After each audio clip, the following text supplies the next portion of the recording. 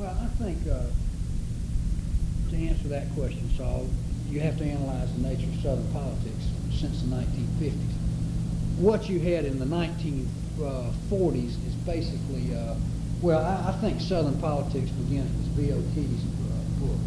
And what he did was analyze the Democratic Party, because you didn't have a Republican Party. He basically came up with the idea with parties as very factionalized. He came up with three different types of state party. It was all within a democratic framework, and it was all personality, cult-oriented type things. Race was not really an issue. Race didn't become an issue in the South again until 1954.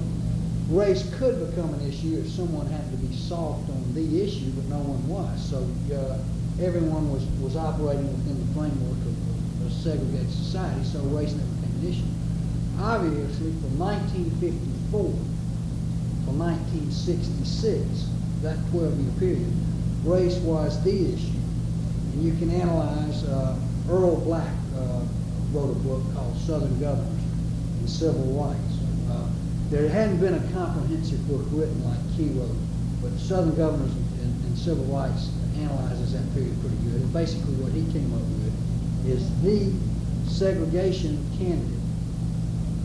The candidate who best handled the segregation issue between 54 and 66 basically was the winner.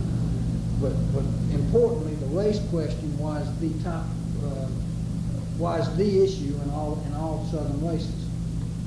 This continued up to 70. Now, once you had the Voting Rights Act in 64 and 65, by 66, blacks were participating enough in the system where by 70 was the first year.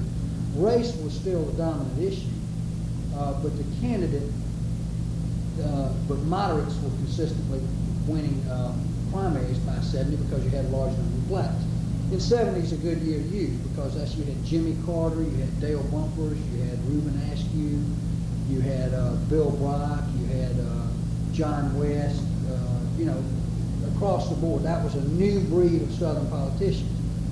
To some extent because they were image guys and media was being used, but more importantly, that was the first year statistically that blacks were participating enough to where a moderate would get through the primary. That was also the year that Carter ran against Sanders using race.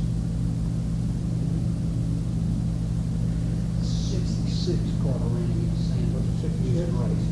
Carter, by the way, is an interesting phenomenon. Most people don't know this, but you can get acetate. Carter ran a race against Sanders. No, wait a minute. Let me think of the Carter thing. Carter ran first against Lester Maddox. Yeah, the Sanders thing, he said. Yeah, the Sanders thing, you're right. That's when he did the baseball pictures and all that. But that was that was not overt racism and so forth. But he was doing that in a Democratic primary, positioned himself to come back in general election as the moderate against Hal Sewell, the conservative.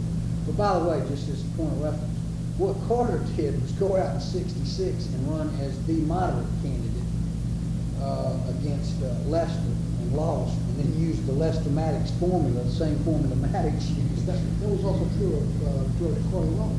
Oh, sure. When he first ran. Well, his famous, I ain't going to be out Negroes Day. Right. All right, go ahead. But the point I'm making is race was the dominant issue in Southern politics, all through the 50s, the 60s. The 70s began two things, really. Competitive two parties. 60s, you had the Goldwater phenomenon, and you had Nixon and so forth. But basically, the 70s is when you had a crystallized two-party thing beginning. So in 1980, I think the crucial thing of 1980 is, number one, the two dominant issues in Southern politics, which had been race and party, meaning you have to be a Democrat to win, had pretty well dissolved. And the main issues became the economy and national defense. Now, that's interesting in that those are the issues, basically, that Goldwater. In other words, the South in 1964 was considered reactionary, Neanderthalic, and so forth. because we want mainstream on, not only on the race thing, but on the economic issues and national defense and all. We were considered, ultra conservative and everything. What happens is a guy like Reagan, who campaigns in 1980 on a 1964 Goldwater platform, minus the boo-boos and obviously the Voting Rights Act, TVA and all that bullshit. But when you look at the economics and the national defense, what had happened is that the South went from being behind the times to being the mainstream. In other words, so what you had was two things happening that totally washed away the Southern strategy, the Harry Dent type Southern strategy, and that is, that whole strategy was based, although it was more sophisticated than a Bilbo or a George Wallace, it was nevertheless based on coded racism. The whole thing, busing, we want a Supreme Court judge that won't have busing. Anything you look at could be traced back to the issue in the old Southern strategy. Now, it was not done in a blatantly discriminatory way, but the Reagans did not have to do a Southern strategy for two reasons. Number one, race was not a dominant issue. And number two, the mainstream issues in this campaign had been, quote, Southern issues since way back in the 60s. So Reagan goes out and campaigns on the economics and on national defense. The whole campaign was devoid of any kind of racism, any kind of reference. And I'll tell you another thing y'all need to think about that's even surprised me, is the lack of interest, really, a lack of knowledge right now in the South among white voters on this Voting Rights Act. I brought all these Republican state chairmen up here to just kind of soothe them down and say, look, before we had this meeting, look, we may not do exactly what y'all like. And what I found out about is all of them were very passive. They said, we'll pretty well go along with whatever you want. And I've looked at polls in the last 4 or 5 months, and there's just no interest or no intensity on that thing among white voters. Now, that in 1969, me bringing up, or Harry Dent, rather than me bringing up those Southerners, would have been a very big reported thing. The Southerners would have come up here with some kind of manifesto. They would have, that would have been a big, major news story, ongoing and all that I'm shit. just wondering, though, how much residual there is to, okay, so there's no race, but there is busing as an issue. Busing. The president has made it a bit of an issue. He made it an issue. Okay, let's talk about what an issue is, Saul. When I talk about an issue, I say I'm a pollster, okay? I ask an open-ended question. What's the biggest issue facing you today? You poll 600 people, and then you put on a continuum. 45 to 55% will say economics. 12% will say national defense. Busing will not even register on the top 10. On an aggregate, busing hadn't been on the top 10 of open-ended issue questions in any poll I've seen since 1972. And it's gone, and now it's gone. No, excuse me, Saul, I don't know why. It's gone, it's been on the top 10, but it hadn't been a top, and by 1978 to 1980, busing hadn't even been a top 10 issue. So sure, everything's an issue, but what I'm saying is I'm just wondering how much residual there is that cold racism in the anti-government, anti-Washington states' rights, return to states' rights, defederalize, how much there is in the old days, the residual of the old days there is in the antipathy towards welfare programs, poverty programs, which are, after all, are blacks. fine. And other political, social, economic programs which do give power to black folks or poor folks or identify with giving power. But again, it's not purely Southern, but the Legal Services Corporation. They give problems to the municipalities of Mississippi who want to gerrymander and those kind of things. I'm just wondering. Well, sure, okay, but I think this, and don't get me wrong, you go out to these white country clubs, and they're still going to sit out there and say, well, shit, I'm tired of, I'm tired of them getting everything and all that. But the bottom line is don't give those out yet. I gotta look at it. The bottom line is, it's a mainstream thing now, and it's not grounded in racism as much as it is kind of the network movie syndrome. I'm mad as hell and I ain't gonna take it. Now, statistically, the poor people and the people receiving all these things are blacks. Now, some of the Southern stuff may still be racism, but it's such a widespread thing now, I think it's almost developing into a class struggle type issue rather than a racism issue. When you say widespread, you mean national? I mean, I can go to a country club. I won't go to a country club. Hello? Okay. Hey, buddy. Fine, what's up? But what I'm saying is you can sit in a cocktail anywhere and they'll start saying, well, I'm tired of these fuckers getting welfare. Anywhere in the and all that. country, Yeah. that's And, what it's, it's national. and if it were white, it wouldn't make any difference. There's always going to be a certain, I'll say this, my generation, your and my generation, will be the first generation of Southerners that won't be prejudiced. Totally. I mean, hello? Well, y'all leave me alone. In other words, my parents, and even people 5 and 10 years older than me were touched with things that were beat into them in another period. But what I'm saying is that has really been sublimated by a bunch of other issues. But more importantly, is people in the South are just like any people in the history of the world. Once something becomes a reality, people adapt to it. We fought, we kicked, we struggled with all of these problems, first in 54, then the voting rights stuff and 64. But by 70s, it was a reality. And you just adapt to reality and move on. So I'm not saying that it was done down there because we thought it was great or we finally understood or anything. It became a part of our life. So in these 80 elections, and so what I'm saying, back to our Southern strategy. So the Southern strategy now, basically, and here's another thing, it's all you and I talked about this, is who controls elections in the South. Statewide elections in the South are controlled by, if you want to use the term, George Wallace voters. Because statistically, blacks went for John F. Kennedy en masse, they went for Johnson en masse, they went for Humphrey en masse, they went for Carter en masse, and they went for Carter en masse, and McGovern en masse, all six.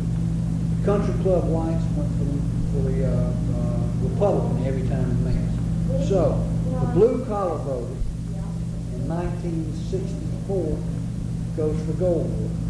He carries the deep South. Remember, the other two groups went the same way. 1968, the blue-collar voter goes for George Wallace. He carries the South, deep South. 1972, he goes for Nixon. 1976, he goes for Carter. Now, we're leading up to my whole strategy in the deep South in 1980, which I discussed with you. In other words, the whole focus group in the South is that blue-collar worker. Now, that's important when you tie it back into the racist thing, because he was also the guy who was most threatened by the black, and was also most prone to be, quote, a racist. And until 1980, and a little bit in 1976, the race issue is how you approach that vote. Plus, the most conservative guy on fiscal matters always got his vote, and the toughest son of a bitch in national defense and foreign policy always got his vote. So what happened is Jimmy Carter in 76 was able, plus these people, regional pride is always biggest with the lower intellects and lower income groups. So on the basis of regional pride, I'm one of you, and fuzzing the issues and making it look like, being a born-again Christian, which smacks of conservatism, and trying to be conservative, he gets that group in mass in 76, carries the whole South. Well, once he got there, and this is an important point of what I'm going to say, it was his to lose. It wasn't ours to win, it was Carter's to lose. All Carter had to do was run in place. Well, he didn't do that. He took that for granted, he went out, didn't stay on the issue, and we were able to go back in, which I didn't think we were going to be. I thought we could really raid him and hamstring and bring him back in there. But what he did is default his own turf, not on anything to do with racism, or the race question, but on economics and on national defense. It was his to lose. So, the fact of the matter is, the South is Reagan's to lose now. And as long as, if Reagan goes and denounces his own economic policy, or doesn't balance the budget, or, he could lose the South. But if not, he's going to get the South. But he's not going to lose the South if he goes along with what the blacks want in the voting rights, is what you're saying. That should be a thrust of this. In other words, in 1968, the whole Southern strategy that Harry and those put together, the Voting Rights Act would have been a central part of keeping the South. Now they don't have to do that. All you got to do to keep the South is for Reagan to run in place on the issues he's campaigned on since 1964. And that's fiscal conservative, balancing the budget, cutting taxes, the whole cluster, and being tough on national defense. And it's going to be very hard for Reagan to do. But whether I'm not saying that he does this consciously, but the fact is that he does get to the Wallace voter and to the racist side of the Wallace voter by doing away with legal services, by doing away with cutting down on food stamps. Here's how I would approach that issue as a statistician or a political scientist, or no, as a psychologist, which I'm not. Is how abstract you handle the race thing.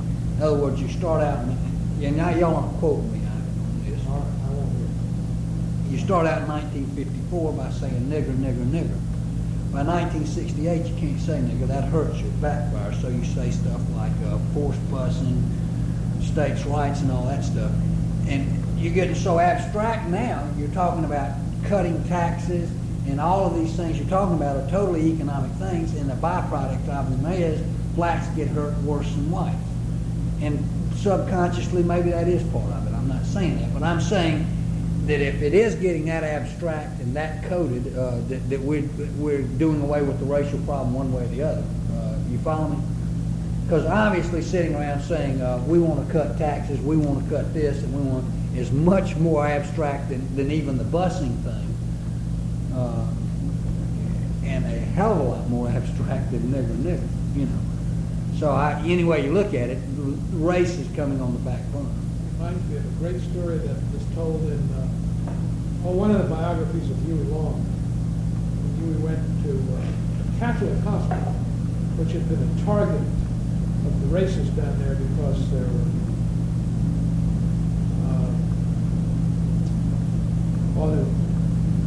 white folks working on blacks, white nurses working on black patients. It was also, he had promised lots of blacks more jobs and upgrading jobs when he was running for election. So he went to the hospital one day and just raised hell about all that white people working on blacks. And why did they get some more blacks in the place to work on blacks rather than have these clean and looking white nurses working on blacks? So he satisfied both constituents. He got blacks more jobs, did away with money. Yeah, and Huey Long, interesting, he was the only single one of those guys who you can always find some traces of that stuff that was consistently didn't use the racial issue.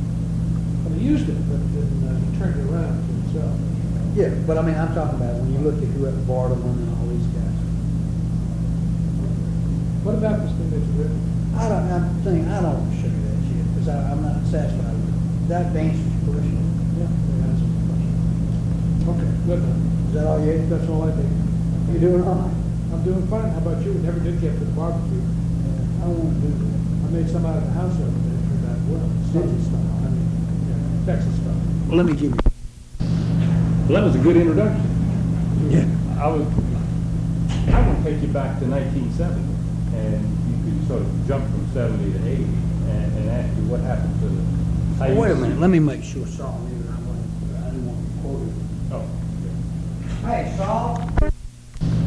So I want to take you back to 1970. You jumped from 70 to 80 and the impact of the race issue on the South. And I'm particularly interested in the statewide races and how you see race was, what importance race was in the races for governor and senator. In the 70s. Yeah, in the 70s.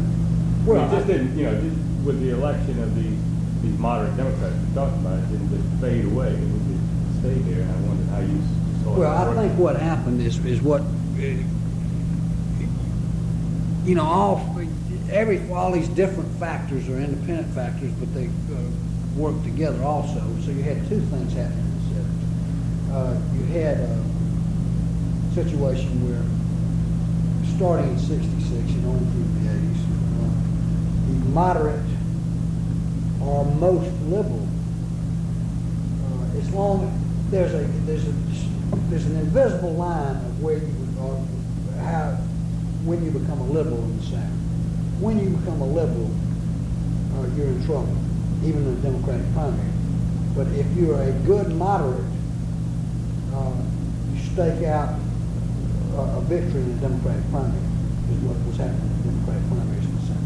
In other words, you came to a situation by 72, 74, and then right on through the 70s, racism was a not only a non-issue, but it was a dangerous and self-destructive issue in a Democratic primary.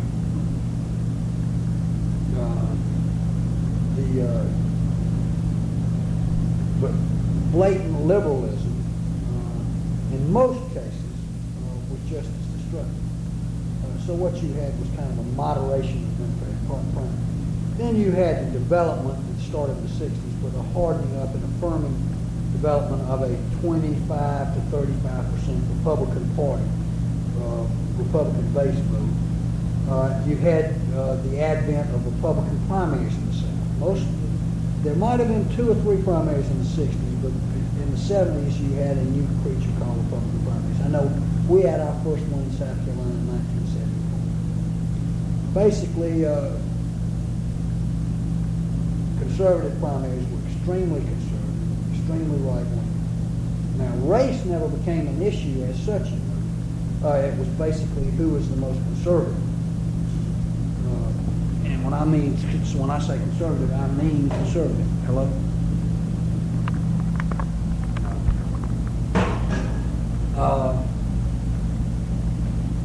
But race was never discussed within the framework of a Republican primary. Then you had to go to a general election. What you had was a Republican conservative against a moderate Democrat.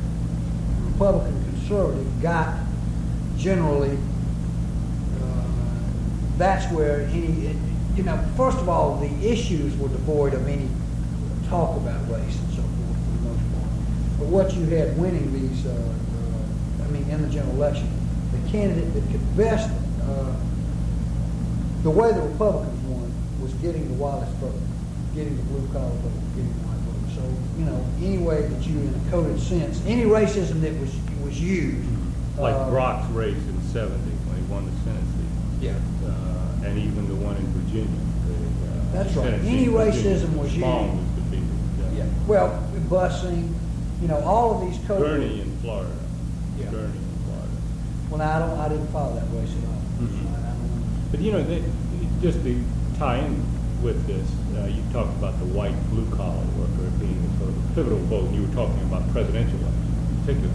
But now just what I'm more interested in is the gubernatorial and the U.S. Senator race. Gubernatorial. And in those, wouldn't you say that in most states, the Democratic candidate has been able, in that period from about 72 to 78, to pull those voters, to keep those voters, and that's why the Republican Party.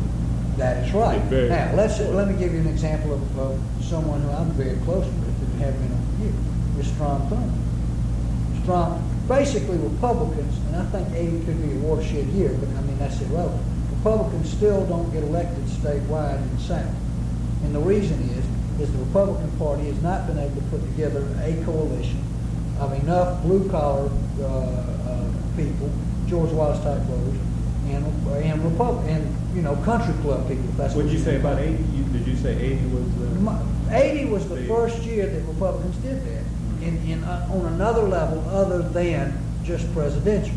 In other words, Richard Nixon in 72 in the 5th Congressional District of South Carolina gets 72% of the vote. The Republican congressional candidate gets 31. And you had that across the whole South. In other words, you had to totally separate presidential politics from the rest of politics. But 80, you know, east winds, hawkish wind, across the South, the candidate that best dealt with the economic issues got 71% of George Wallace type vote. The whole key is getting 70% of that vote. It's very tough to do. Those people are my pappy was a Democrat, and his pappy was a Democrat type people. So in order to get them, you have to have some very sexy, appealing type of verbiage in your campaign and the right kind of issues to get to them. Strom Thurmond's been able to do that better than anyone. He has always, Strom Thurmond got 82% of the white voters in 1978. He literally got all of the Republicans and all of the blue-collar type voters. The average Republican candidate has not been able to penetrate the blue-collar voter out there. Strom is an exception, of course, because he. Yeah, that's right, and he has been a Long Democrat, and identification. he campaigns in a very, well, I'll put it to you this way, I've managed 27 Republican campaigns in the South, and I have never used the word Republican, or never put a Republican symbol on any campaign letter or any campaign thing. You don't win elections in the South, and I think this is still the case, by advertising that you're a Republican. What you have to do is put your candidate up there and have the best candidate, and have the best issues, put together a coalition of basically 30% Republican and you know, basically the breakdown now is you've got a base of 30% Republican, 40% Democrat, 45% Democrat, and the rest independents. So you literally have to get out there and put all the independents together and all the Republicans together. And there has not really been a meaningful Republican Party in the South in the 70s to the extent of other than Virginia, which the way I analyze the parties, I did a paper in like 78 analyzing the parties. You know, Virginia is a statistical artifact, and it's not a southern state as such demographically. When you look at the deep South, you know, the deep South is one thing, and then the peripheral South is another. Well, it's Well, how do you see the race in the 80s, at this level, the sub-presidential level? Of course, you know, I can see your argument about Reagan's use of the issue or non-use of it, but of course he has a national constituency. But how is the Republican Party going to come to grips with it? well, I believe. I mean, I think Carroll Campbell's an interesting, I assume you interesting know he's been a example. client of mine for 10 years. Oh, is that right?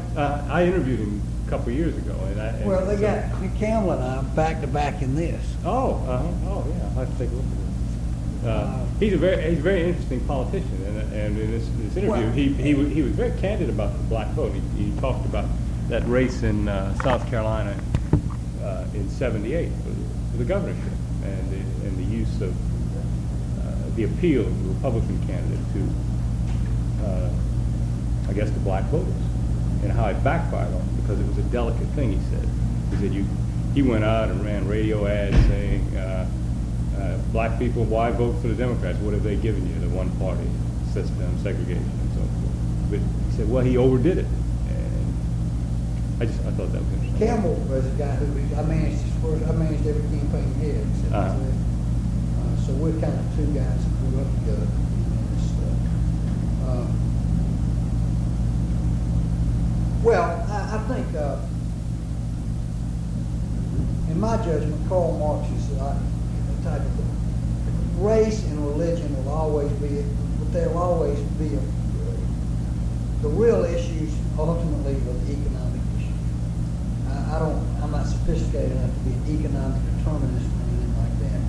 But race will be within the framework because I feel like that there's almost going to be a class struggle type of atmosphere, and blacks are going to statistically be on one side of it. And I think, for instance, the Republican Party, and I tell these Republican candidates, are going to have a hard time getting black voters, masses of black voters, just by appointing a black to be the Air Force Secretary or something like that. They're either going to have to change their entire issues to appeal to masses, or keep the same issues, forget races, let the chips fall where they may, and you're still going to have a black-white split, I think, just because of the economics involved. Well, let me tell you something I did. I did a study for graduate work of the Thurman campaign, which I directed in 1978. We got about 8% of the black vote in the traditional black precincts. Then I went back and selected 300 blacks out of, I've got a tape of every registered voter in the state. So I went and selected 300 blacks out of areas that were 98 to 96% white, that were $30,000 a year above people, meaning black lawyers, black doctors, black black people that were making $30,000, which in '78 in South Carolina is about like making $60,000. Thurman got 38% of that black vote. So now, what affirmative action and all this is going to do in the long run is create a legitimate black middle class, an upper middle class. That voter, in my judgment, will be more likely to vote with his economic interests than he will anything else. And that is the voter that I think just through a fairly slow but very steady process will go Republican. Because I'm finding that now. The blacks that have helped me in the campaigns have been doctors, lawyers, and people like that, and they're very interested in getting involved. And they're getting nothing out of the Democratic Party. They're getting nothing. So I think that is basically what's going to happen, and I think race as such is going to dissolve as an issue, but you are going to have the race question in the sense of, on one side, you're going to have a guy who's a millionaire, and he's got something in common with a guy who's making $10,000 a year.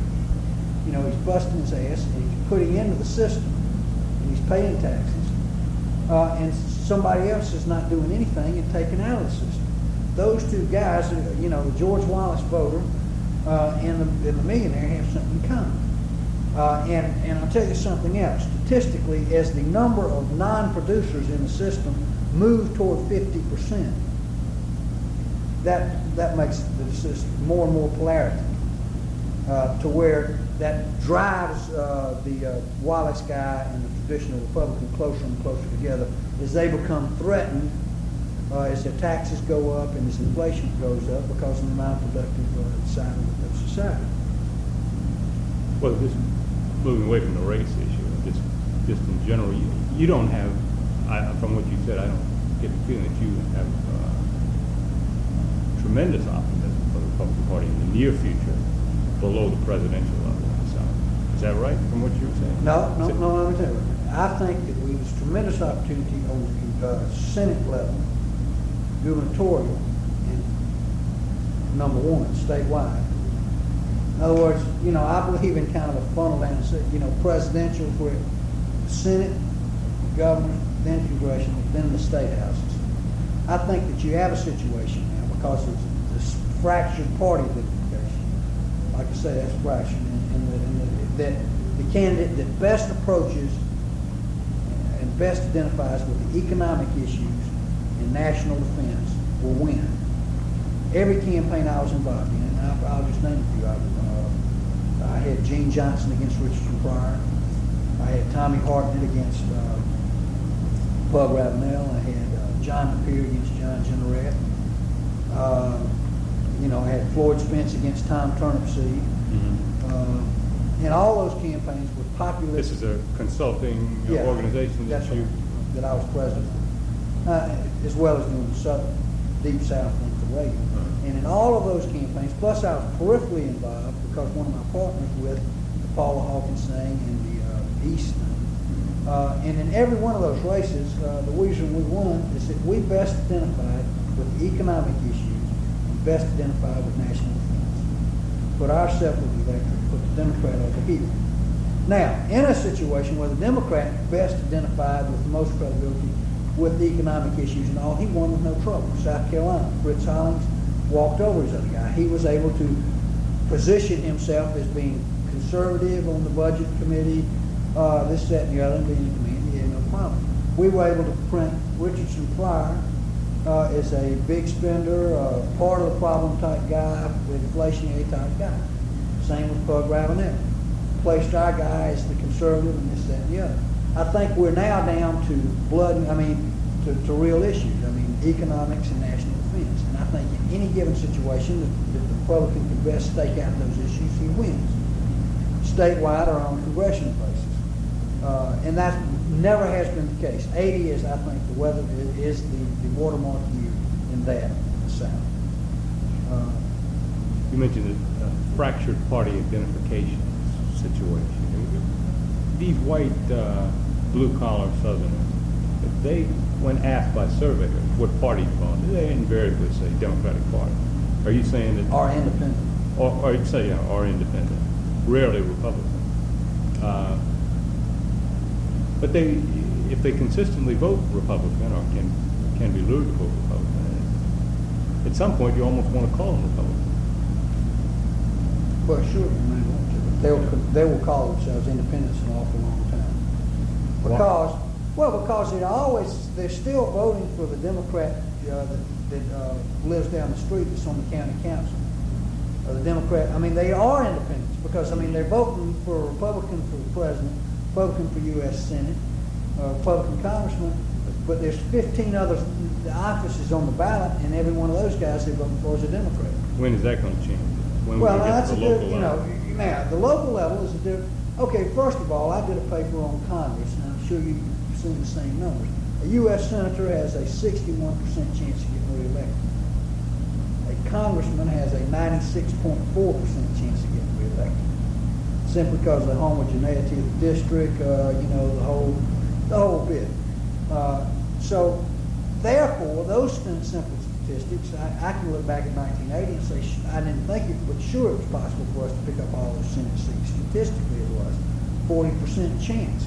That's pretty good numbers. It's not great. But it's very tough to fight the statistics that have nothing to do with party identification, nothing to do with anything else. Basically the power of incumbency in a congressional district. Now, when you get down even on a smaller level, these little state houses and state senates, and you've got all these incumbents. My House of Representatives, South Carolina, we've done some revolutionary things. We now control the congressional delegation. 4 Republican congressmen, a Republican U.S. senator, 20 Republicans in the House, 125 Democrats. Those 125 Democrats are going to run for re-election. There's no way to entice them to switch parties because you can't go out and tell a guy, if you switch, we'll give you all this good stuff, because they're still in the majority party. And as long as those guys are running for re-election, so the only way you basically win is in new seats. You see what I mean? Yeah. So you slowly creep up on new seats. Well, There's actually 3 parties in the South. There's a statewide party system, there's a congressional district party system, and there's a local party system. And they're 3 separate entities. There's some similarities, some changes, and anything else. But there's actually 3 party systems, which generates a whole set of circumstances in each different case.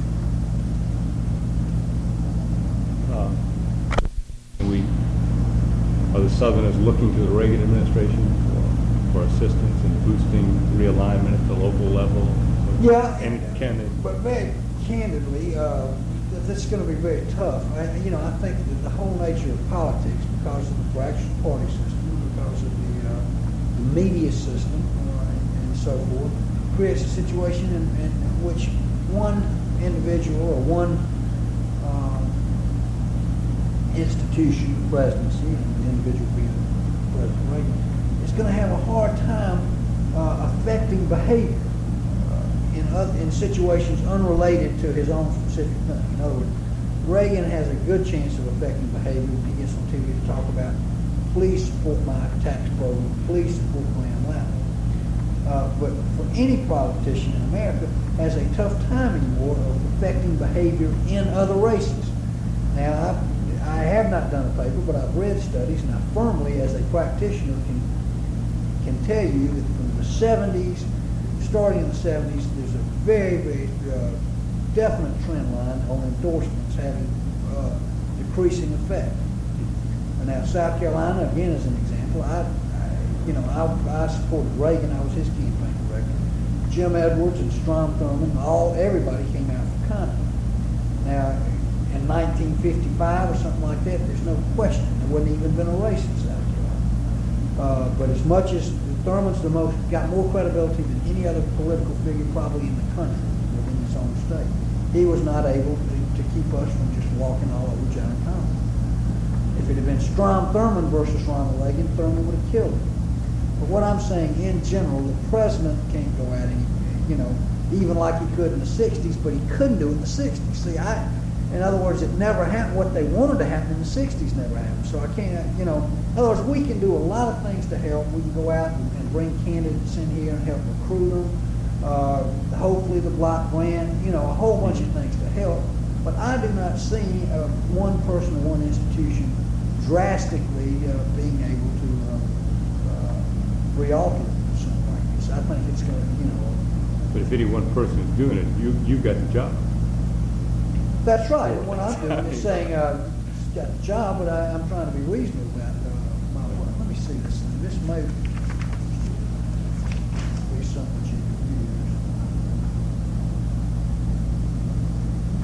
use. Type thing I'm writing, but it basically addresses this same thing, the precinct organization. Well, what about that race in Mississippi yesterday? Well, it's a good example of what I'm talking about. If we had to, there ain't no question that Reagan is popular as shit down there, because I saw 3 polls on the thing. He's up in the 70s. And if endorsements were all they were cracked up to be, the guy would have walked all over this board. That's just one of many, many issues, and the more important issues are right down in there. The heavy black vote, of course, won it for him. So sure. The Republican had a majority of white support. Oh, sure. I need to analyze what